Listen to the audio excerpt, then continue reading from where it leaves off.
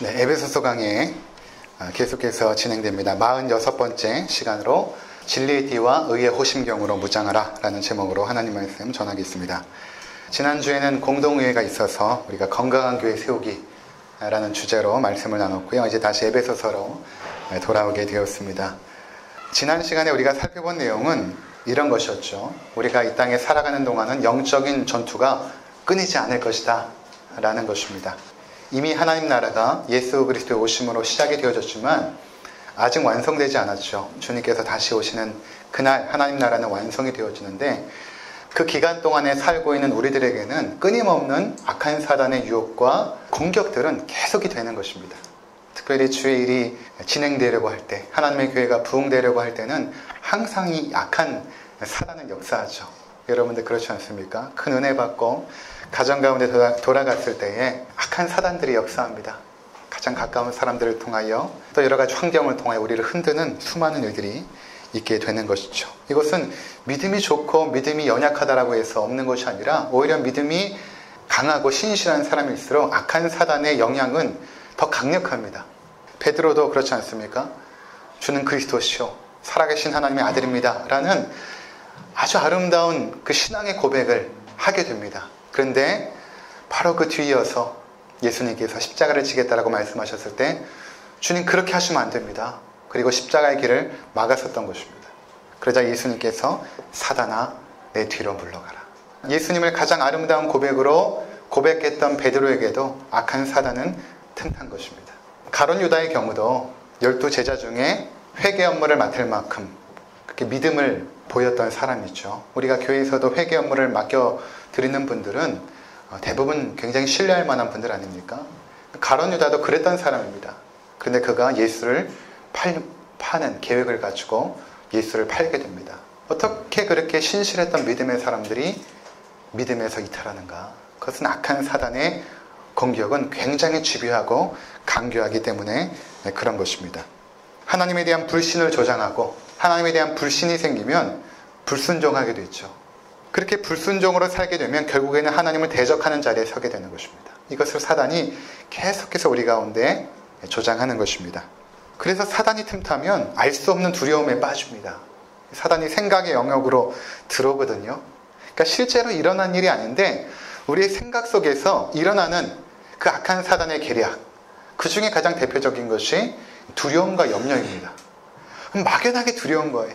막연한 염려가 생기는 것입니다. 2020년 새해가 되었는데 뭔가 하나님을 의지하는 소망 가운데 한 해가 시작되어지는 것이 아니라 마음이 더 무거운 것입니다. 얼마나 올 한 해는 더 힘들까? 걱정이 되고. 근데 실제로 우리의 삶의 뒤안길을 돌아보면 내가 걱정하고 염려하는 것들이 그렇게 많이 일어나지 않았습니다. 대부분 악한 사단이 우리를 무력화시키고 우리의 삶을 위축시키기 위해서 그런 두려움과 염려를 계속해서 던져주죠. 또 생각의 영역에서 일어나는 그 사단의 계략은 무엇입니까? 오해하는 것입니다. 사람의 말이나 행동을 오해하게 만들죠.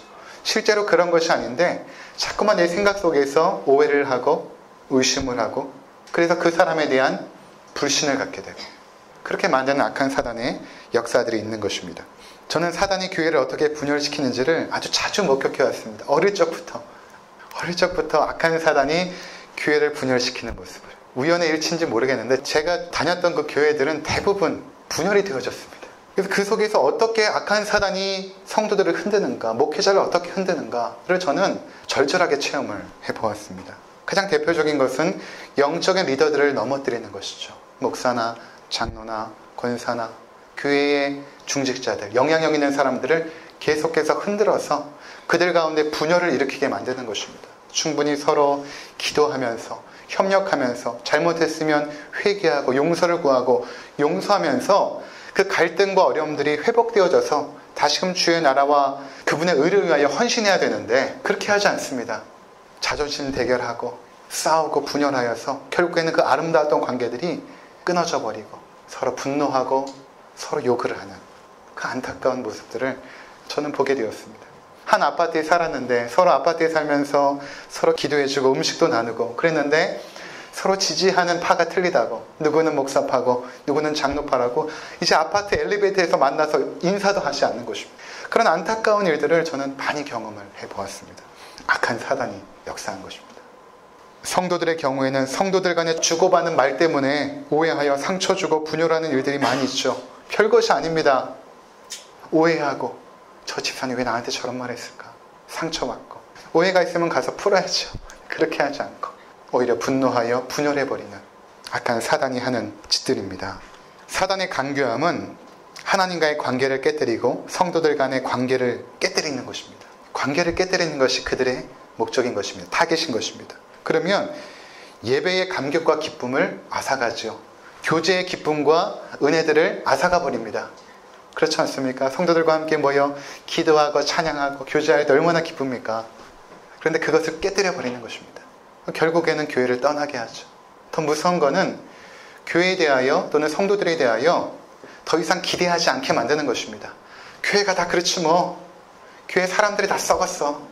목사도 썩고 장로도 썩고 권사도 썩고 집사들도 썩고 전혀 교회에 대해서 기대와 소망을 갖지 않게 만드는 것입니다. 그리고 그냥 큰 대형 교회 가서 주일이면 자리만 1시간 앉아있다 오는 그러한 신앙으로 전락시켜버리는 것입니다. 예배에 감격도 없고 교회적 기쁨도 없는 것이죠. 들어보면 예배 생활을 중단한 분들 중에 들어보면 그 문제들이 그렇게 대단한 문제가 아님을 저는 보게 됩니다. 충분히 극복할 수 있는 문제인데 근데 사단은 그것이 굉장히 치명적이고 심각한 문제인 것처럼 포장을 합니다. 이것이 사단의 전략이거든요. 아담과 하와가 에덴에 있을 때 선악과를 보니까 그냥 열매죠. 선악과입니다. 나무이고 열매입니다. 사단이 역사하니까 그 열매가 순간적으로 보암직도 하고 먹음직도 하고 지혜롭게 할 만큼 탐스러운지라 과장시키고 포장하는 것입니다. 내 생각의 영역 속에서 자꾸만 어떠한 문제들을 확장시켜버리는 것입니다. 그것은 정말 중요하고 치명적인 문제예요. 그러면서 우리 마음 가운데 계속해서 불신앙을 불러일으키고 분노를 조장하는 것입니다. 이러한 사단의 공격에 방어하기 위해서 우리에게 필요한 것이 있습니다. 그것은 바로 하나님의 전신갑주입니다. 하나님의 전신갑주. 하나님의 전신갑주를 입을 때에 이 모든 사단의 공격에 대항하여 승리할 수 있습니다.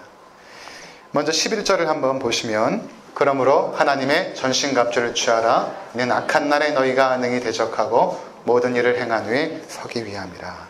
하나님의 전신갑주를 입으라 이렇게 말하죠. 13절에는 그러므로 하나님의 전신갑주를 취하라 이렇게 말합니다. 2번이나 반복하여서 말씀을 하죠. 왜 그렇게 해야 되는가? 먼저 10절에 보니까 너희가 주 안에서와 그 힘의 능력으로 강건하여지고 마귀의 관계를 능히 대적하기 위하여. 하나님의 전신갑주를 입으면 우리가 하나님의 능력으로 강건해진다는 것입니다. 또한 마귀의 그 관계를 능히 대적할 수 있다는 것입니다. 또 13절에는 이는 악한 날에 너희가 능히 대적하고 모든 일을 행한 후에 서기 위함이라 이렇게 말하죠. 하나님의 전신갑주를 입으면 악한 날에 우리가 악한 사단을 능히 대적할 뿐만 아니라 모든 일을 행한 후에, 모든 일이라는 것은 영적인 전투입니다. 이 영적인 전투를 행한 후에 선다라는 것은 그 당시에 대부분의 전쟁은 백병전이었죠. 칼과 그리고 방패를 들고 싸우는 전쟁이었습니다. 상대방은 또 화살을 쏘기도 하고 그렇게 맞붙어서 싸우는 전쟁이었죠. 그런데 그 전쟁이 다 끝나고 맨 마지막에 서 있는 사람들은 승리한 사람들입니다. 그렇지 않고 무게 찌른 사람들은 다 누워 죽어가고 있겠죠. 그러니까 이 모든 일을 행한 후에 서기 위함이라는 것은 승리케 하기 위함이라 라는 말씀인 것입니다. 우리는 사단의 관계를 대항하여 싸워 승리할 만큼 강하지 않습니다. 사단은 굉장히 강력합니다. 조직을 갖추고 전략을 가지고 움직입니다. 그들은 군대로 움직이거든요. 우리가 그들을 대항하여 승리할 수 없습니다. 그러나 하나님의 전신갑주를 입게 되면 능히 승리할 수 있습니다. 100번 싸워도 100번 승리합니다. 이 하나님의 전신갑주만 우리가 입게 되면. 그렇다면 하나님의 전신갑주가 무엇인가? 바울은 당시 로마 군인들이 입었던 그 전투복을 비유하여서 한 가지씩 설명하는데 6가지의 무기가 등장합니다. 다 살펴보지 못하고 오늘은 2가지만 살펴보도록 하겠습니다. 첫 번째는 진리의 허리띠입니다. 진리의 허리띠. 이 전투에서 허리띠를 메고 허리띠를 졸라맨다라는 것은 전투 준비가 끝나고 전투 상태에 들어갔다라는 것을 의미하는 것입니다. 제가 전에 이제 군 생활할 때 간혹 행군을 합니다. 행군을 하게 되면 저는 이제 81mm 포병이었는데 이렇게 들고 다니는 포 있지 않습니까? 6.25 때 많이 썼던 포탄을 탁 집어넣으면 펑펑 나가는 그런 81mm 이 포를 이고 다닙니다. 다른 사람들은 군장 이고 다니는데 저희는 포를 이렇게 메고 다녀요. 차량이 지원이 안 됐는데 그 전까지는 그거를 메고 이제 갑니다. 몇 킬로건 행군을 하는데 그러다 휴식 시간이 되면 앉아서 군인들이 제일 먼저 하는 것이 무엇인가 하면 군화끈을 풉니다. 발이 이제 퉁퉁 부어있는 상태거든요. 군화끈을 풀어가지고 이제 발을 쉬게 하고 이제 출발 준비가 되어지면 제일 먼저 하는 일이 군화끈을 단단하게 조이는 것입니다. 그러면 이제 행군 준비, 전쟁 준비가 되었다는 것을 의미하는 것이죠. 마치 그런 것과 같이 그 당시 로마 군병들이 입은 전투복 가운데 허리띠를 딱 졸라매게 되면 이 허리에는 그들이 다리, 무릎 위까지 오는 그 전투복을 입게 되는데 거기에 이제 단검을 이렇게 딱 차게 됩니다. 그 단검을 딱 꽂게 되는데 딱 조여매고 그리고 전투 준비에 들어가고 전투에 임하게 되는 것을 의미하는 것입니다. 그러니까 이 진리로 허리띠를 띈다는 것은 우리가 영적 전투에 임하기 위해서 갖춰야 할 아주 기본적이고 우선적이고 중요한 무기라는 것입니다. 기본이고 우선적이고 중요한 무기. 이것이 준비가 돼야 전투에 임할 수 있습니다. 그래서 첫 번째로 성경이 말하는 것은 진리로 허리띠를 띄어라. 진리로 허리띠를 띄어라. 이렇게 말합니다. 진리는 하나님의 말씀입니다. 기록된 하나님 말씀. 그것이 성경이죠. 그러니까 성경의 진리의 말씀을 통하여 너희가 허리띠를 띄어야 된다. 성도들에게 있어서 가장 우선되는 그 무기는 성경 말씀으로 무장하는 것입니다. 종교 개혁자들이 그 당시에 타락한 종교를 향하여 주장했던 세 가지의 종교개혁 정신이 있습니다. 첫 번째는 무엇인가 하면 하나님 중심, 두 번째는 말씀 중심, 세 번째는 교회 중심이거든요. 이 중요한 종교개혁자들이 붙잡은 정신 가운데 말씀 중심. 말씀 중심의 신앙은 아무리 강조해도 지나치지 않습니다. 하나님의 말씀으로 우리의 신앙이 무장되지 않으면 사단의 유혹에 쉽게 무너집니다. 성경에 등장하는 여러 가지 사건들이 있지만 제가 읽으면서 정말 가슴이 아팠던 그 장면이 하나 있는데 그것은 무엇인가 하면 사사기에 나오는 입다 사건입니다. 사사기 11장에 입다라는 한 인물이 등장하죠. 우리가 사사기 강의 때 구체적으로 살펴보았는데 이 입다는 기생의 아들로 태어난 것입니다. 어릴 적부터 인정받지 못하고 사회의 주류에 속하지 못하고 저 변두리에서 늘 차별과 또 고통 속에서 살았던, 아들로 인정받지 못하고 살았던 그 입다가 이 강력한 힘을 갖게 되죠. 주변에 그 패거리들을 모아가지고 하나의 그 군대를 조직하게 되고 이들이 굉장히 강력한 군사적인 전투력을 가지고 이스라엘의 핵심적인 그런 군대들로 조직이 되어집니다. 그래서 입다가 단숨에 리더의 자리에 오르거든요. 근데 입다가 암몬과의 전쟁에 앞서서 그가 이렇게 하나님 앞에 서원합니다. 하나님, 내가 이제 암몬과의 전투를 치러 나가는데 하나님께서 만약에 이 전투에 나에게 승리를 주시고 평안하게 돌아오게 하시면 나의 집에서 첫 번째로 나와서 나를 반겨주는 그 사람을 내가 하나님께 번제로 드리겠습니다. 그렇게 서원을 합니다. 그리고 전쟁을 치르고 승리를 하죠. 그리고 개선 장군처럼 입다는 굉장히 기뻐서 그 승리감에 도취되어 집으로 돌아오고 있었습니다. 말을 타고 그렇게 돌아오고 있습니다. 그 소식을 집안 사람이 듣게 됩니다. 그때 가장 기뻐했던 사람이 누구인가? 입다의 딸이죠. 딸이 소고를 들고 춤을 추면서 아버지를 반기러 나갑니다. 노래를 하며 아버지의 승리를 찬송하며 아버지를 반기러 나가죠. 멀리서부터 입다가 집에서부터 뛰쳐나오는 사람이 누구인지를 봅니다. 점점 가까이 오자 그가 자신의 딸임을 보게 됩니다. 입다는 자기 옷을 찢으며 가슴을 찢으며 외칩니다. 너는 나를 힘들게 하는 자다. 너는 나를 고통스럽게 하는 자다. 성경은 말합니다. 그의 딸은 무남동료라. 하나밖에 없는 딸. 인생의 변두리에서 성공을 위하여 그토록 열망하고 여기까지 올라왔는데 이제 자기의 딸을 번제로 드려야 하는 것입니다. 결국 입다는 그의 딸을 번제로 드립니다. 번제는 그 당시에 태워드리는 제사죠. 이방의 신들이 인신제사의 그런 풍속이 있었거든요. 원래 하나님의 백성들은 인신제사를 드리지 않습니다. 그런데 입다는 자기의 딸을 번제로 드린 것입니다. 어떻게 이런 일이 있을 수 있겠습니까? 어떻게 하나님의 신이 감동한 입다가 자기의 딸을 번제로 드릴 수 있을까요? 하나님이 가증히 여기시는 그 번제. 그리고 그의 서원은 또 무엇이었을까요? 우리 이 장면을 잘 이해하지 못하죠. 어떤 사람들은 이 장면을 잘못 이해하여서 입다는 믿음의 행동을 하였다. 그가 서원하기로 결정한 것을 지켰으니 그는 위대한 믿음의 사람이다. 비록 잘못된 서원을 했지만 지켰기 때문에 믿음의 사람 아닌가라고 말하지만 그렇지 않습니다. 성경이 말하고 싶은 것은 그것이 아닙니다. 그 당시 입다라는 위대한 지도자조차도 이렇게 하나님을 섬기는 모습이 오염되고 타락되었다면 그 당시에 대부분의 이스라엘 백성들은 진리 가운데 서지 못하여서 하나님을 바르게 예배하지 못하고 바르게 순종하지 못했다는 것을 고발하는 상징적인 사건이 바로 입다가 딸을 번제로 드린 사건인 것입니다. 왜 그렇게 되었을까? 그에게 열정은 있었지만 바른 지식이 없었던 것입니다. 바른 진리로 무장되어 있지 않았기 때문에 열정은 있었지만 하나님을 섬기는 것이 잘못되었고 그 순종도 잘못되었고 그의 서원도 잘못되어진 것입니다. 근데 이 모든 것이 잘못되어졌는데 그 누구도 그것이 잘못되어졌는지를 알지 못합니다. 왜 그랬을까? 왜 입다가 그렇게 되었을까?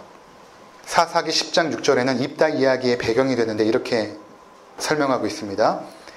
이스라엘 자손이 다시 여호와의 목전에 악을 행하여 바알들과 아스다롯과 아람의 신들과 시돈의 신들과 모압의 신들과 암몬 자손의 신들과 블레셋 사람들의 신들을 섬기고 여호와를 버리고 그를 섬기지 아니하므로 그 이방에 있는 신들을 모조리 섬긴 것입니다. 여러분 이방 신의 특징이 무엇입니까?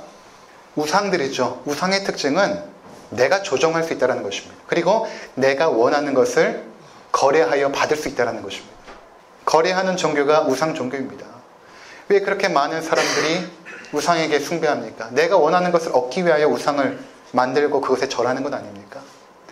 이스라엘 백성들이 가나안 땅에 들어가서 자기의 유익과 욕망을 따라 살기로 결정한 것입니다. 그리고 그것을 위하여 우상들을 섬기기 시작한 것입니다. 섬길 수 있는 신들은 모조리 섬긴 것입니다. 왜 이렇게 되었을까? 여러분 신명기 6장 1절에서 9절 우리 함께 찾아서 읽도록 하겠습니다. 이는 곧 너희의 하나님 여호와께서 너희에게 가르치라고 명령하신 명령과 규례와 법도라.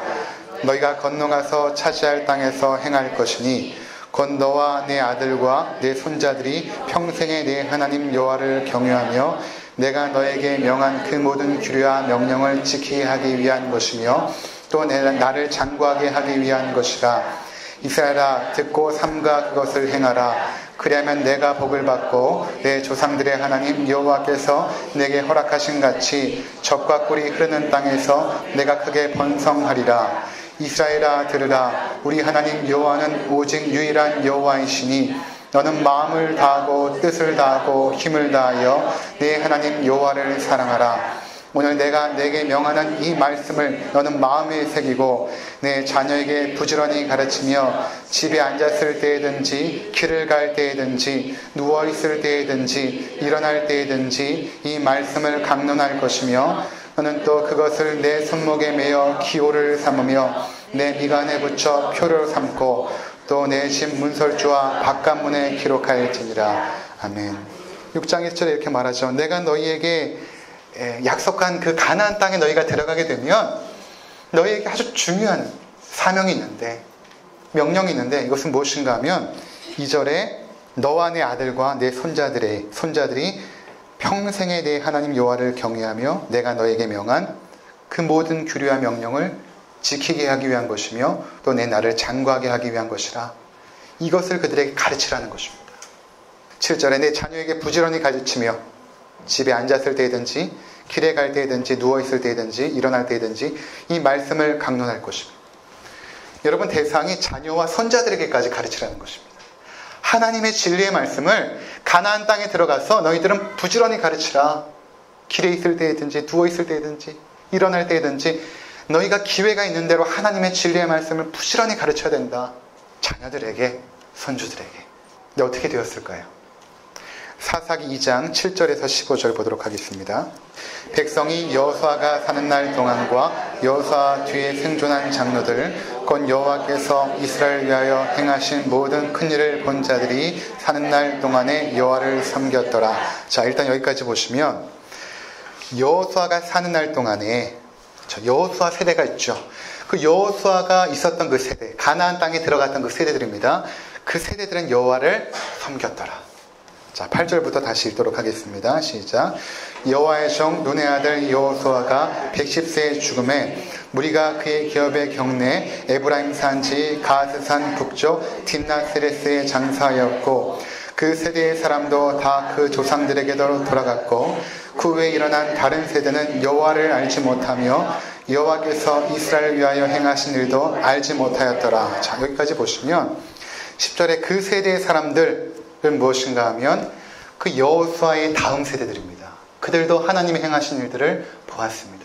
그런데 문제는 어디서 일어났냐 하면 10절에 보면 그 후에 일어난 다른 세대는 여호와를 알지 못하며 여호와께서 이스라엘을 위하여 행하신 일도 알지 못하였더라.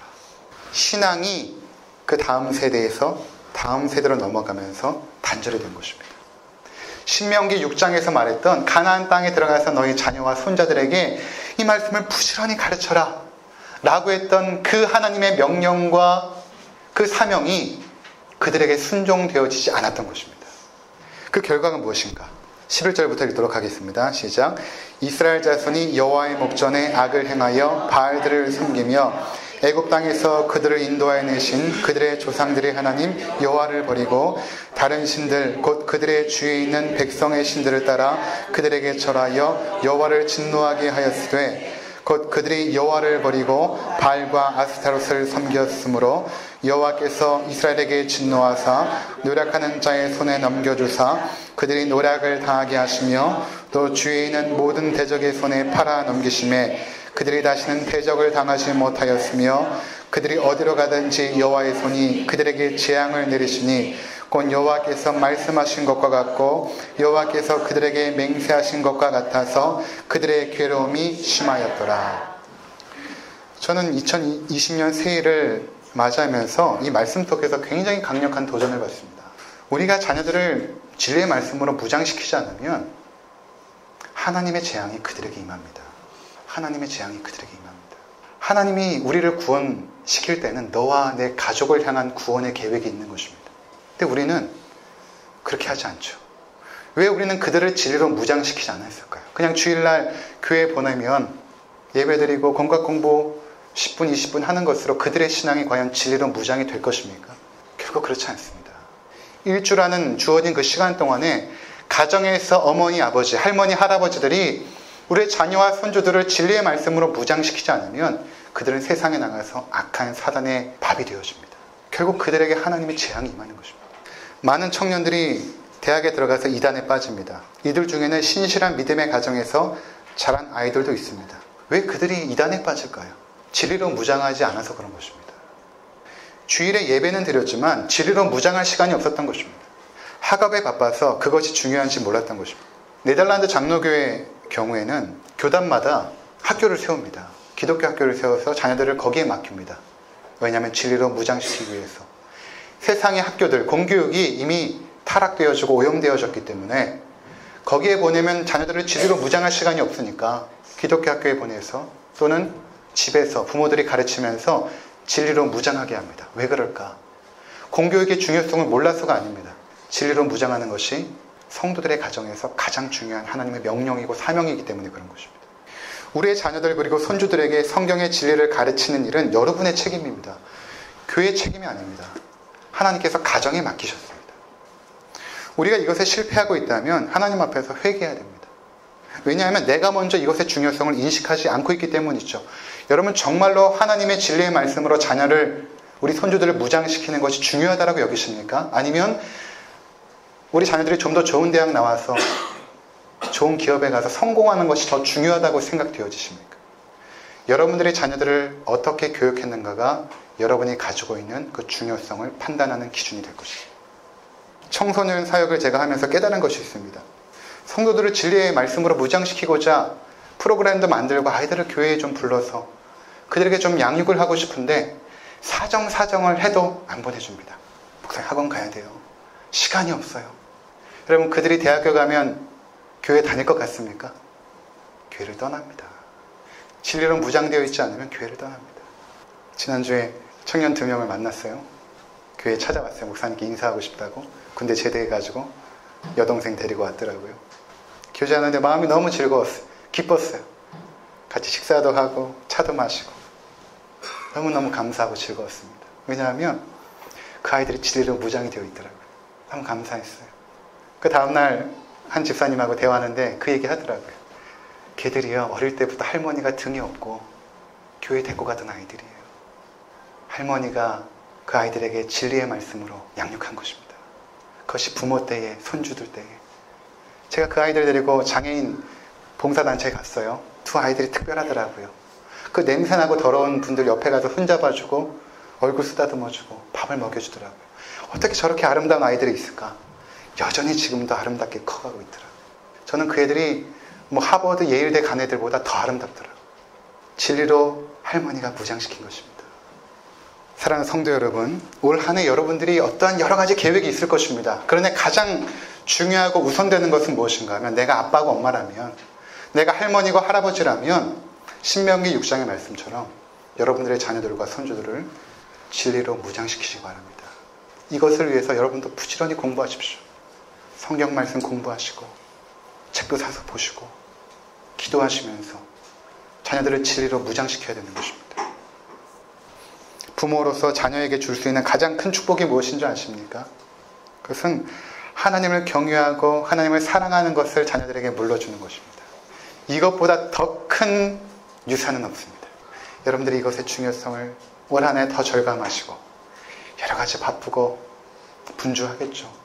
자녀들도 공부하는 것 중요하죠. 하지만 여러분, 하나님의 백성들은 진리로 무장하는 것이 비교할 수 없을 만큼 중요합니다. 그렇지 않으면 사사 입다가 승리 후에 체험했던 그 불행을 우리 자녀들은 체험할 것입니다. 그 두 번째 무기는 무엇인가 하면 의의 호심경입니다. 호심경이라는 단어가 낯선데, 전투복을 입을 때 이 목에서부터 이 허리까지 받쳐주는 갑옷을 말합니다. 로마 군인들은 이렇게 나시처럼 어깨까지 오고 팔목에서부터 이 손목을 보호하는 그러한 갑옷 같은 것들을 입었죠. 이것이 아주 몸의 중요한 장기들을 다 보호하게 됩니다. 앞에 있는 심장부터 하여서 중요한 장기를 보호하게 되죠. 이 호심경입니다. 의로 이 호심경을 입어라. 옛날에는 흉배라고 했는데 바로 이 호심경을 입어라, 이렇게 말합니다. 호심경이 왜 필요한가? 사단이 강력한 무기로 우리를 공격하죠. 아주 중요한 부분을 공격합니다. 그런데 그것을 막을 수 있는 것이 무엇인가 하면 이 호심경이라는 것입니다. 그러니까 사단이 우리를 공격할 때에 우리에게 정죄감을 주고 우리를 고소합니다. 잠깐만 우리의 과거의 삶을 보게 하여서 네가 그때 그렇게 일을 하고 그렇게 행실을 하고 그렇게 말하고 행동했던 너의 과거의 잘못을 계속해서 고소하는 것입니다. 그러면서 네가 무슨 하나님의 자녀야, 그러고서 네가 무슨 성도야, 네가 무슨 목사고 장로고 권사고 집사야, 계속해서 우리를 조롱하죠. 그 공격에 우리가 대항할 수 있는 것은 무엇인가 하면 의의 호심경을 입는 것입니다. 의의 호심경이라는 것은 예수께서 십자가에 이루신 그 의로움, 그것을 우리가 입는 것입니다. 우리는 의롭지 않죠. 그런데 예수께서 이루신 그 의를 우리 가운데 입혀주십니다. 우리의 죄가 주홍처럼 과거에 있었지만 그리스도께서 예수 그리스도의 보혈로 말미암아 흰눈처럼 깨끗하게 하시죠. 그래서 우리는 의로운 자가 되었습니다. 악한 사단은 계속해서 너는 죄인이라고 고소하지만 우리는 의의 호심경을 통하여 아니야, 나는 그리스도께서 나를 위하여 십자가에 죽은 것을 믿는 믿음의 사람이고 나는 그 믿음으로 말미암아 의롭게 되었어. 나는 그리스도께서 받으신 그 의의 옷을 입은 사람이야 라고 믿음으로 선포하는 것입니다. 나는 의의 흉배를 입고 의의 호심경을 입어노라 라고 악한 사단을 향하여서 선포하는 것입니다. 나는 믿음으로 말미암아 의롭게 되었다. 로마서 8장에 보면 이 세상의 그 어떤 것도 하나님의 그 은혜의 손길에서, 그 사랑의 손길에서 끊을 수가 없다. 환난이나 핍박이나 공고나 기근이나 적신이나 위험이나 칼이랴, 이 모든 것이 너희를 향한 하나님의 사랑에서 끊을 수 없느니라 말씀하셨던 그 의의 옷, 하나님의 은혜, 그 사랑의 옷을 우리가 입는 것입니다. 그렇게 되면 약한 사단의 공격에 대항하여 승리할 수 있는 것입니다. 오늘 우리는 영적인 전투의 6가지 무기 중에 2개를 살펴보았습니다. 의의 허리띠와 의의 호심경입니다. 이 무기로 무장하는 한 해가 되길 바랍니다. 우리가 주일에 더욱 헌신할 때 사단의 공격도 집요하고 강력할 것입니다. 그러나 우리의 대장 되신 예수 그리스도를 의지하고 또 하나님의 전신갑주 이미 준비되어 있거든요.